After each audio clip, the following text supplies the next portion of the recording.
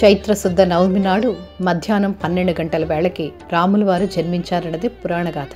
అందుకే భారతదేశం అంతా ఆ రోజు శ్రీరామనవమి పేరుతో ఘనంగా జరుపుకుంటారు. కొన్ని చోట్ల రామకథలను గానం చేస్తారు. కొన్ని ప్రాంతాల్లో రాముని విగ్రహాన్ని ఊయల్లో వేసి ఆడిస్తారు. ఇంకొన్ని ప్రాంతాల్లో సీతారాముల విగ్రహాలను ఊరేగిస్తూ రథయాత్ర నిర్వహిస్తారు. కానీ ఒక్క తెలుగునాట మాత్రమే వాడవాడలా సీతారామ కళ్యాణం వైభవంగా నిర్వహిస్తారు. తెలుగువారు రాముని తమవాడిగా భావిస్తారు.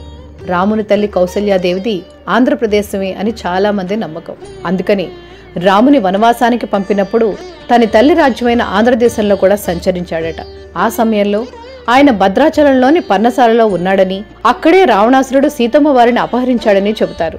ఆ తరువాత వానర సైన్యంతో కలిసి రాముడు లంకకు చేరుకోవటం, అక్కడ రావణాసురుడిని సంహరించడం తెలిసిందే.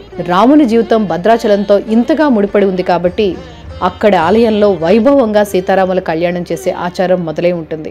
భద్రాచల రాముని ఆలయాన్ని పునర్నిర్మించిన కంచర్ల గోపనే ఈ ఆచారాన్ని మొదలుపెట్టి ఉంటాడని అంటారు. అలా భద్రాద్రిలో మొదలైన ఆచారం ప్రతి పల్లెకు విస్తరించింది. జీలకర్ర బెల్లం పెట్టడం, మంగళసూత్రం కట్టడం, తలంబ్రాలు పోసుకోవటం, ఇలా ఈనాటి తెలుగింట జరిగే వివాహంలాగానే సీతారాముల కళ్యాణం జరుగుతుంది. రాముని తెలుగింటి పిల్లవాడిగా ఇక్కడే వనవాసం చేసిన అతిథిగా గుర్తిస్తూ ఆయన జన్మించిన 12 గంటల సమయంలోనే కళ్యాణ ముహూర్తాన్ని నిర్ణయిస్తారు. ఆ సీతారాముల కళ్యాణంతో లోకమంతా సుభిక్షితంగా ఉంటుందని భావిస్తారు.